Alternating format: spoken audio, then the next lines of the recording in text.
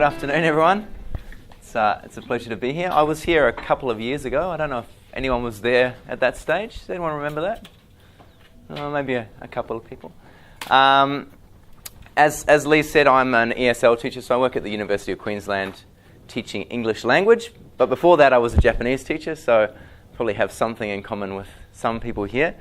And I spent 3 years living in Japan before I came to Australia. It's a long time ago now.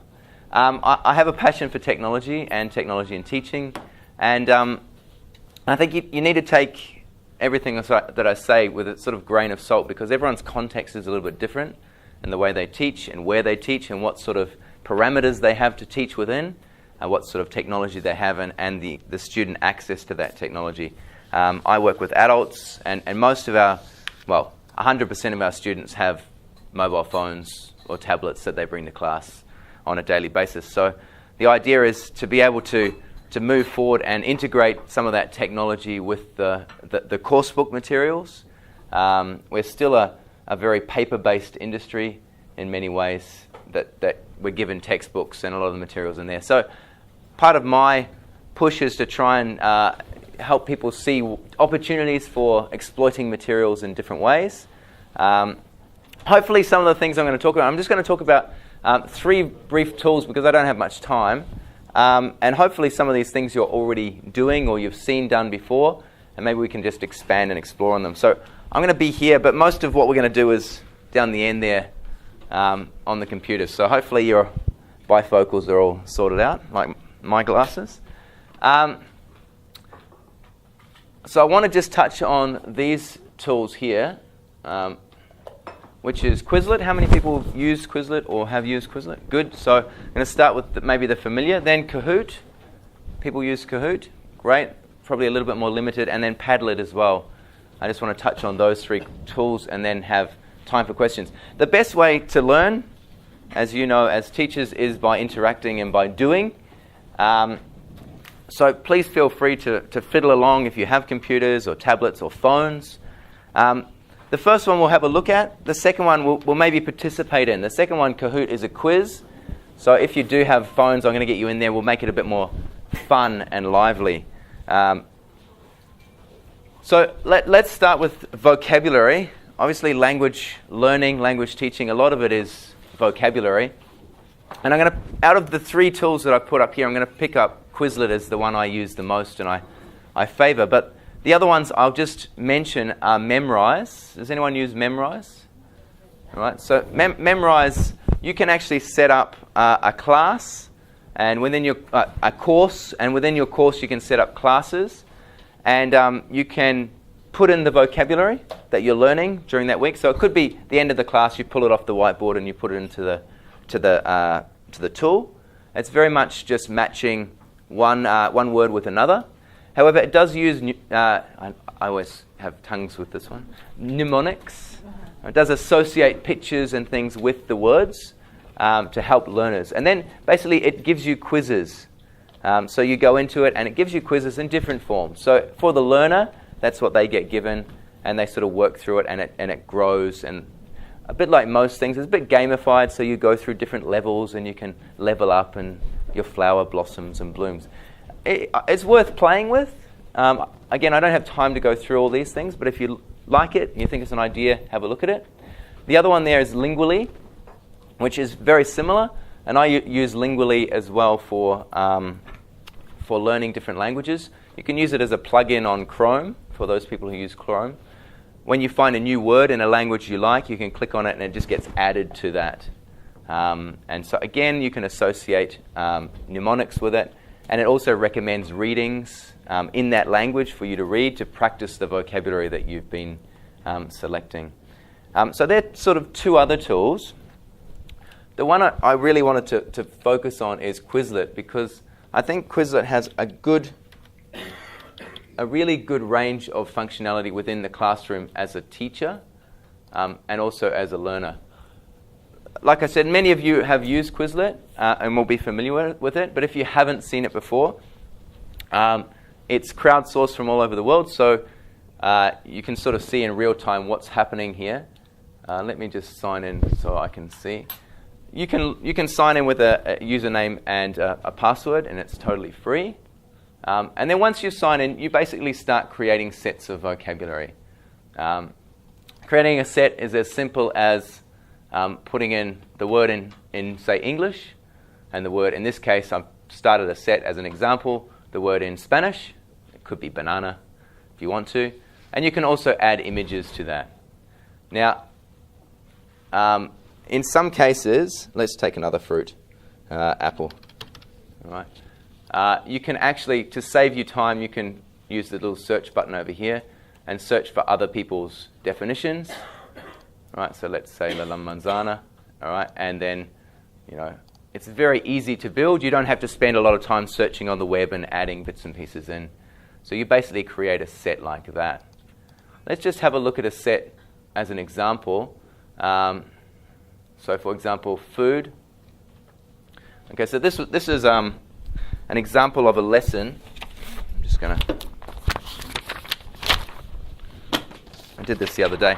This is a page from a course book that I got given to do relief on in a class, and it's basically about different foods from around the world.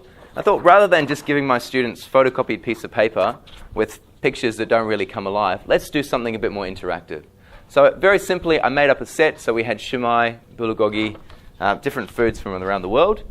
I built the set. Now you can use that in class as flashcards. Okay, you can do it either way around. Let's start with the photos. And I do it. Usually when I do vocabulary, I like to elicit it. I like to ask the students, what do we call this? And again, you could do this in any language, all right, and hopefully get the word from them, shumai, all right. Now, you probably can't hear that, but it will automatically put sound with it. All right. Now, obviously the pronunciation is very computerized, so often I don't worry about the sound because that's what the teacher's for. We don't want to have no jobs, so we can add our own sound. All right. And you can go through the words, all right. Don't worry too much about the sound. That's fine. So you can do that in the class. For me, if you've got an interactive whiteboard, it works quite well. You can touch the board and just flip it over, or students can come up and flip it over. Beautiful. All right. There are a couple of other things that work quite well on the interactive whiteboard. If you have one, or on the computer, or for students on their phones. They can do this on their phone as well. This one here is good for learning. You simply drag the word to the food, right? And if it's right, it disappears. Okay, so just like that. And that's the way it works for learning vocabulary is matching those words together. They don't have to be pictures. They could just be word and word. And they can do this on their phones as well, along with a couple of other activities. Now with that set, here's my set here again. Let's go back to it. With that set, I have some options of adding it to a class. So I can set up a class and then just invite all my students to that class. Okay? Or I can simply just share it with students. So if I have a list of emails or contacts, obviously, like I said, context dependent, I would get a list of emails from my students and send them that link. That way, they would open it on their phone. Quizlet's an app for both Android and iPhone, and you can then work through on the bus, on the train, wherever you are. You don't have to wait until you're in class. There are some other functions there. I'm not going to go through them all, but one I do like is Speller. Okay, and in this case, it's simple. You type what you hear. In this case, you could use pictures or words. The students are going to be producing what they hear here. So let's say it's baked beans. All right. Now, for me, I teach a lot of Arabic students, and spelling is a difficult one.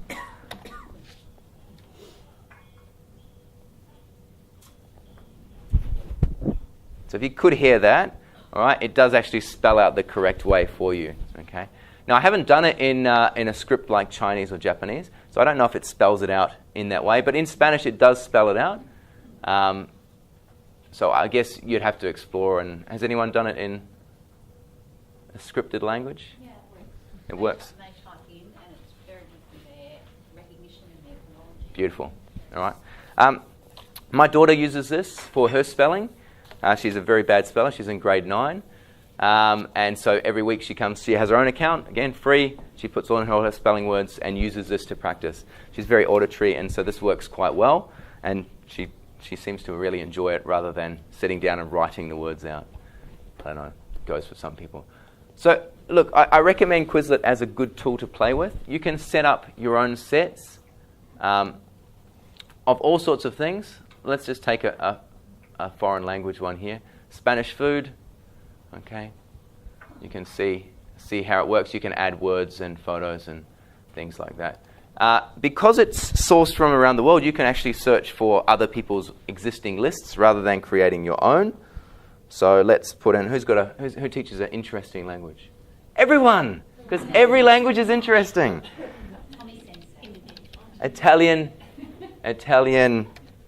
food. Food's a pretty simple set. So let's see if there's any Italian food, food terms. All right. So in this case, you've got a set there. Being that someone else has made it, of course, you have to go through and make sure that everything is correct. And you can then add that to your own list. You can then edit that, et cetera, and develop it further. All right. So look, that's a great tool for vocabulary, a great tool for learning vocabulary, and students really enjoy it in the classroom and beyond the classroom.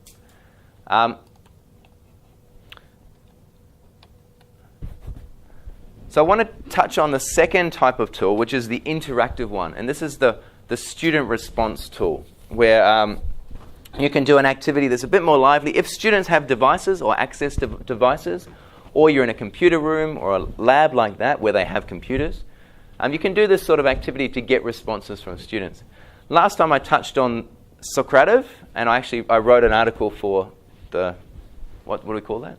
The journal, all right, which some of you may remember reading, which gives you a bit more detail on Socrative. It's a really, really useful tool and very multifunctional. So I'm not going to dwell on that today. I want to have a look at Kahoot. Kahoot is a lot more simplistic, but it's a really good way of livening up the classroom. So the best way for us to play with Kahoot is to play with it. So what Kahoot is a quiz. Now, some people said they used it before. You've used Kahoot. Great. Okay. Now for you, if you're here and you've got a device and you're connected to the internet, I want you to go to the website kahoot.it. Okay, Kahoot it. Okay, and Kahoot is K-A-H-O-O-T, kahoot.it. Now when you get there, it's going to ask you for a code, but you're going to have to wait. Now, Kahoot is an app for the Android devices, but it's not yet an app for iPhone. All right. We'll see how this works on here because the browser's a bit out of date in this room. All right. With a Kahoot, you have different options. Once you get there, can I borrow yours? Yeah. You're going to have this screen that says Game Pin and then Enter. At the moment, just leave that screen open, and in a minute, we're going to play a game to get you going. But let me just explain what it is. It's a quiz. It's a quiz where I ask the questions via the computer, and the students respond via their devices. It's a great way to liven up the class. It's a good way for a review. And it's a good way also to do some sort of diagnostic testing to see whether they know things or formatively assess how their learning is going. Now, let me just find a Kahoot for you to do, and then you get an idea how it works.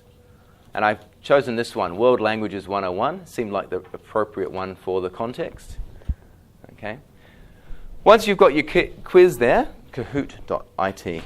Oh, you've got something else. All right. Once you've got it going, it'll load up like this. You can launch it. And it's going to give you a pin. If you look at the screen up here, the pin will pop up in just a moment. We'll get some funky music. And you'll see the pin for the quiz. Each time you launch the quiz, there's a different pin. So in this case, if you're sitting beside someone who's got a phone or a tablet or something open, have a look at what they're doing. All right. If we've got no one who can see anything, is there a big group of people who can't see anything? You guys can see what? You enter that pin in. All right. Let me just give a couple of people my phone. Now, after that, it's going to ask you for your nickname, and your nickname's going to pop up on the screen. All right. The first time you do this in class, the students give them their own name, and then later on, they get a bit more creative. You can do it in groups. You can do it in teams. Let's see, you guys don't have anything here, so I'll put that in the middle of you, and you can work together. Put in a nickname for the three of you. Right, so the names start popping up. Okay, you can see your own name pop up there. We've got Mary and Georgie and Boo Carey. We've got Naz. All right, Sydney, welcome. Little Rabbit. All right. And whenever I do this in the class, there's always a little buzz, a bit of energy. It's not a whole lesson. It's a little filler or a warmer or an extension activity. In fact, I got into class the other day. We were doing some writing, and one of my students put his hand up and said, "Excuse me, can we do a Kahoot?" And I said, "Yeah, we can actually, because I've got one that ties in with this theme." And so we did one. And just to break up the atmosphere. So in a minute, I'm going to launch. I'll just give a couple. Most people in who are going to be in, or you can see someone nearby. Just for time's sake, let's launch it. Now, you've got to look at the screen. The questions come up on the screen, okay? And the answers come up on your device. How many letters are there in the Greek alphabet? Now you can see there are 4 colors, all right? And red is 26, blue is 24, yellow is 30, and green is 18. So you've got to have that heads up. The students aren't down on their devices the whole time. You touch the color that represents your answer on the device. Okay, 8, 9 people are in. There's a timer on the left-hand side.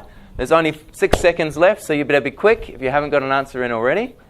Okay, 2, 1, 0. Okay, it tells us the answer, which was 24, which if you counted, I put the picture on there. All right. Means 8 people got it right. Now, if you did that sort of in a language-based thing, you had a sentence and a translation, you could see how many students understood that translation or not, or understood that vocabulary or not. Now, it's also a game, so therefore it assigns points, which means Mary, where's Mary? Mary is the top of the table at the moment. Now, the way the points work is the faster you put your answer in and you get it right, the more points you get. Okay? All right. Now, Georgie's just behind, of course. So we're going to do, just for time, we'll do about 8 to 10 questions. And I'm feeling generous, so the winner can get this $150 voucher, which I so kindly got given. I feel like giving stuff away. All right. So let's do another question and see how we go. Okay. How many letters are there in the Spanish alphabet? And again, the answers are on the screen. You've got to use your eyes to have a look. 24, 26, 30, or 32. Okay, now when you create these quizzes, you simply put in the question, you put in 4 answers, and you choose which answer is correct. Okay, and you can add images. And the images make it a bit more lively. You can also make questions about images. 6, 5, 4. All right, good. And the answer for this one was 30. Okay, we've got to add in those N's and other sounds. All right, so now we've got SS at the top. Mary's got that one wrong, so she's dropped down. Okay. All right. You ready? You do another one. They're not all how many. All right. Which of these is not a Spanish-speaking country? Now, this one should be pretty easy. I expect your answers to come quickly. Chile, Venezuela, Brazil, or Colombia? Okay, so the answers go pretty rapidly here. We've got 12, 14 answers in under 10 seconds. And 100% hit rate. All right. Let's have a look. What language is spoken by many, other than English, in Canada? All right. And this is where they start getting fast. Okay, the more you go, the faster the students get. So, now, you can imagine this question being written in another language than English. So, of course, you could be testing reading comprehension in that way, that they're understanding the question. Okay. You can have a lot of mine, I have a question here, like a sentence with a blank, and then the bottom you can have fill in the words that fill in the blank. Okay, so there are a lot of ways you can do it. It's a very simple idea. It's only multiple choice. This is the only type of thing you can do with it. However, there's a lot you can do. Let's have a look at a couple more questions. There are over 50,000 characters in which language? All right, so this one should be obviously English, Hindi, Hmong, or Chinese. Oh, people have to think about that one. All right, good. Chinese. So I haven't made the questions too difficult at this stage. All right. Where are we up to? Quiz that you made up. This is a quiz, and I'll explain it a little bit more, that I didn't make up, that I stole. Here's a Chinese teacher one. This is the Chinese symbol for what? Well, Japanese teachers will get this as well. It's pretty easy. Oh, there's a bit of an advantage if you're a Japanese or Chinese teacher. Japanese teachers in here. There's a lot of Japanese teachers in here. Oh, is it Chinese? So in Japanese, I, right? In Chinese, what's the reading of that? Sam, I, all right. Exactly. Okay, so obviously we're all pretty good at getting those ones right. All right, so SS still at the top. Who's SS? Oh. All right, how about this one? The Pope. How many languages does the Pope tweet in? 25, 2, 4, or 9? He's pretty talented, the Pope. All right. Well, that's the old Pope. But, you know, you get the idea. The answer was 9. Now, the images are there just to support the language. So in that case, I put in the word Pope, so I thought I'd use a picture of the Pope. It may not be relevant.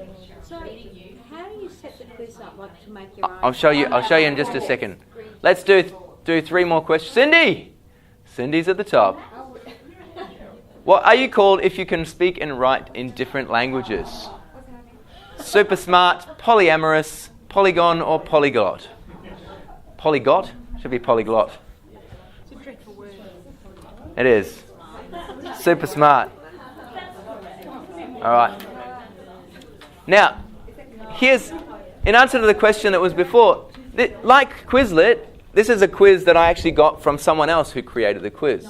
Now, the problem is I haven't been through it totally because I didn't spot that spelling mistake. It should be polyglot, not polyglot. Exactly. So once you find a quiz you like, you can duplicate that and then you can edit it. Right? You can take questions out, you can edit questions. All right, Cindy's still at the top. Let's do 2 more. Marhaba is hello in what language? All right? I'm not going to read them out. It's a test for your eyesight. Now, there is an unlimited length of questions. You could keep making questions. Marhaba is Arabic for hello. All right, and Cindy's still at the top. So let's make this the last question. All right. What does this symbol mean? It's often used in yoga classes.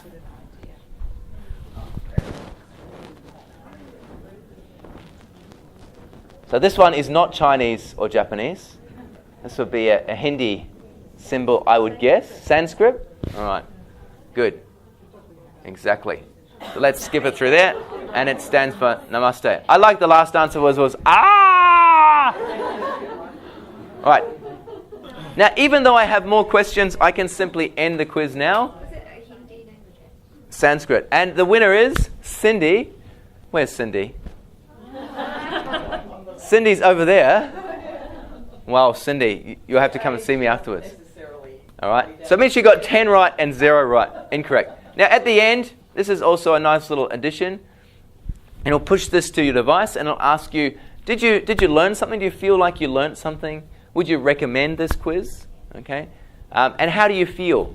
Okay. So it's a little bit of an emotional sort of feedback there for the teacher. Generally, that's the type of response they get. Pretty high, pretty high. Usually the feeling is big green and a little bit red. Because the one demotivating factor is the fact that on the scoreboard there's like 6 names. And if your name never appears on the scoreboard, you can feel a little bit demotivated. All right. You can't get the scoreboard to show all of the people in it. That you get the final results here, and what you can actually do from there is you can download the results as an Excel spreadsheet, and it shows you which students got which ones right. So diagnostically, or for some sort of formative testing, assessment, you can actually see how many students are getting which answers correct or not. All right. It also tells you how much time they took to answer the question and all sorts of other things. Okay? Now, let's just go back to... Oh, I should have made that full screen beforehand. That would have been easier. Okay. So, from the student... You guys have got open at the moment the student portal, which is Kahoot.it. For the teacher one, it's called Get a Kahoot. Right? Just Get a and Kahoot. Okay, and that will take you to the main screen for Kahoot. Okay, Get a Kahoot. Now, the premise of this tool is that once the students have done a quiz, they can then create their own quizzes. So if you had a computer room or students had access to that, you could say, okay, now you sign up for Kahoot, very simple, right, and create your own quiz. 5 questions, right, and they can test each other. You have your own Kahoots, which are the ones you've created. And these are all my different ones. Right? And then you have public Kahoots. Now there are public Kahoots. There are 160, I can't read that, 160, there's lots. There's lots of them. And you can search via different things. So we can search Japanese, for example. That's a good example, because we had lots of... Does that cost anything, or is that... No, this is free. Totally free. Right now, and you'll see all these different things. There's a hiragana revision. Okay, you don't have to run the quiz. You can have a look at it here. What hiragana is this? For example, the answers are here. If you like the quiz, you can then go back to it. You can just play it if you want to. You don't have to edit it. Okay, but you can go back. Where is it? So where was that hiragana one? Hiragana, and there's a button here called duplicate. And then that duplicates it, gives it to me. Okay, and then I can edit that. So editing, and this is the same as making one. You put in a question, all right? You can put in an image, and then at the bottom you put in your 4 answers, and you choose which one is correct. You could have more than one that's correct, but really it's not that useful. Okay, so there you go. There's a hiragana revision one. You can find it on there very easily if you want to. Just search for hiragana. So if you borrow somebody else's and adapt it for your own use, does the other person find out that you've done that? When you create a quiz, you have the option of making it public or making it private. And if you choose to make it public, then you're putting it out there to share. And the teaching community is very much a sharing community. For sure. I just wondered if... Yeah. And so you have the choice of making it private, yeah, or leaving it as public. Okay. There are these other 2 options, which are discussion and survey.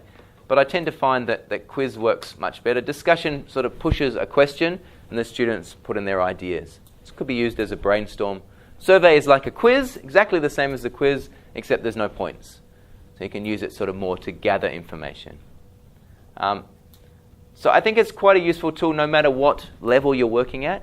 As long as you have access and ability to do that. It's not a whole lesson, it's a good filler.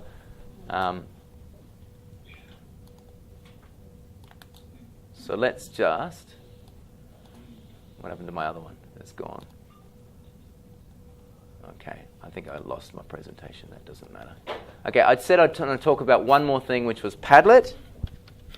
Some people used Padlet before. All right, Padlet is basically, think of it as a virtual whiteboard. Okay, so you've got your whiteboard in the classroom where students you can write stuff, and you can get students to stand up and write stuff. But it's not a place where they can come and share necessarily long things or share photos or share other ideas. So Padlet is a way of collaborating. I'll just log in so you get an idea. It used to be called Wallwisher before it was called Padlet. Okay. All right, let's just, not interested. Okay. So a Padlet looks very simply like this. If I create a new Padlet, voila, it'll look like a board. That's what it is, a blank space. Okay, from that blank space, I can give the Padlet a title. You know, I can say, I'm just focusing on Japanese, 101, 010. I can give it a description. Okay, I can change the icon, and I can change the wallpaper. I like to change the wallpaper. All right. Parties is a bit much, so maybe let's have something like light. Okay, leather. Okay, now once you've got something like that, there is a link. There's a simple link to that which you share with the students. We're not going to worry about sharing this at the moment with you, but you can see it here. If the students wanted it, that would be the address, and you'd put that on the board or something like that. And then the students can go here on their phones or on their computers or on whatever device they have. They simply double-click, okay, on the phone, double-tap, okay, and then they can write something. So it's a way of sharing ideas, okay, and a way of gathering things, but also, and I'll show you an example of how I used it, how I've used it. It's a good way to share work. Let's have a look at this one. So this is the one I shared the other night. So this was a class I had. It was a pre-intermediate English class, and we were studying food, as I showed you before, some of those ideas on food, and it's gone. Don't you not like it when things disappear? Maybe that one's not the best one. What I did have on here, which has somehow disappeared, is the students' work. So the students, what they're able to do is not just type on there, they're able to share images. So they had their phones, they'd drawn a picture for me, they took a photo of that picture, and they posted it on the wall. Okay, so instead of me having to take all the pictures and maybe stick them on the board or put them on the document camera, they could all have a look at each other's work. It's a shame it disappeared. I don't know why it's not working on here. Maybe it's... Sorry, Paul, can they comment on one another's work? They can't comment. You can't add a comment, but they can add another little box underneath. I'll see if I can find another one. I don't know That if one's obviously not free. Yes, it's free. Yep. This is free. Look, this is an example. This was a conference that I did in Melbourne, and for the delegates, I said, take a selfie of yourself, all right, with the people beside you. We made it a get to know each other. Say hello to the person beside you. Take a photo, okay, and then write something about technology that you love, okay. So this is what they did, and that same idea. And you can imagine students putting photos, not necessarily of themselves, but of their work. It's a private space, so only the people with the link have access to it. I wonder if I've got another one I can show you at all. But that's perfect for brainstorming. It is perfect for brainstorming. So what I will leave you with, there may not be enough of these, but we'll get some more to you. In this handout, there's information on Quizlet on how to make a Kahoot, and then how to use Padlet in class. And there's 20 different ideas there on how you can use this tool in the classroom, from things like brainstorming to collaborative note-taking, exit tickets, QR codes. There's all sorts of things you can do with that. So I won't go into that much more. I think those are really the three tools that I felt in the time limit I had I was able to show you. Now, as I said before, this was the lesson I got given for relief. Right? It was a listening lesson. And I thought, it's paper. So and the students were all on their phones. Part of the challenge I have with adults, even 20-year-olds, is the fact that that's where they live, that's their life. And in the adult classroom, it's maybe not as disciplined or structured as in the school system. So let's use it. So we did put the photos up on Quizlet. I made a food quiz on Kahoot, where they actually had to answer the questions about the food using the vocabulary in the lesson. They then did the listening, because they had pre-learnt the vocabulary through the two activities we'd done. And then at the end, they did a creative activity where they drew a picture of food in Australia and food in their own country, and then they posted that onto Padlet. All right? And that was basically how I took a static piece of paper and added some technology, which enhanced it and got the learners interacting with it. So I'm going to leave you with these. There's only 20 here, so there's obviously more than 20 people here. If you're interested in more, then we can copy some more, can't we, Lee? Talk to Lee. We can. All right, well, I'll email you. I can put it on my forum. That's a good idea. Or I'll actually email you the originals, because rather than scanning it, you'll lose quality. Yeah. Well, I know you've got a meeting to get to, so I was just going to share those brief ideas with you. Obviously, there's lots more ideas in this room, so please use each other's ideas. And thank you for the invitation.